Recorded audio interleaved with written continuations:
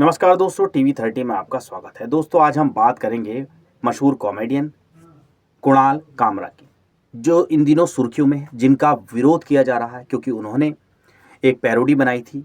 महाराष्ट्र सरकार के खिलाफ ही कहेंगे उसे, अपोजिट थी।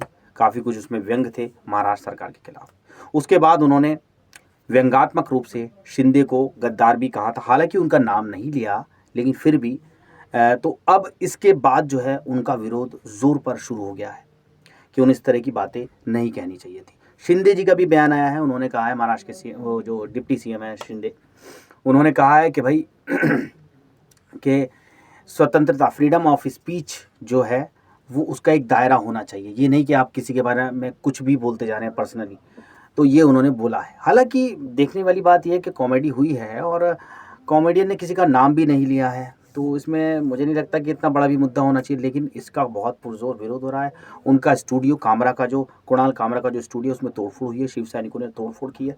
उसके बाद धमकी भी मिल रही है उन्हें, और उसके बाद अब जो है इंदौर में भी प्रदर्शन किया। हर टॉयलेट के आगे उनकी तस्वीर लगा दी गई है। और अब उनके समर्थन में खुल के आए हैं संजय राउत।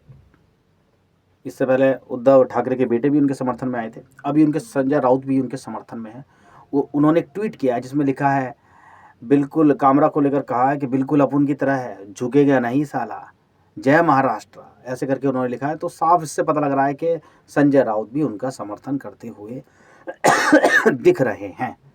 और अब ये बात है कि कुणाल कामरा माफ़ी मांगेगी कि नहीं मांगेंगे। हालांकि लग नहीं रहा है कि वो माफ़ी मांगेंगे। हालांकि कुछ लोग इसे पॉलिटिक्स बता रहे हैं कि कुणाल जो है वो अपोजिशन से मिले हुए हैं, इसीलिए सोच समझकर ये उन्होंने बोला था। और कुछ लोग बोल रहे हैं कि भाई कॉमेडियन हैं और निकल जाती हैं चीज़ें, ओवर भी हो जाती हैं चीज़ें। कॉमेडी की ऐसी चीज़ें जो अंदर से अपने आप निकलती है फ्लो में। तो अब दोस्तों फ़िलहाल ये तो मामला अब इसमें बहुत समय बढ़ चढ़ गया है। आपको क्या लगता है, क्या ये एक राजनीति है, राजनीतिक षड्यंत्र है, या फिर आपको लगता है कि ये सिर्फ इसको लाइटली लेना चाहिए कॉमेडी की तरह? हमें कमेंट कीजिएगा। तब तक के लिए नमस्कार।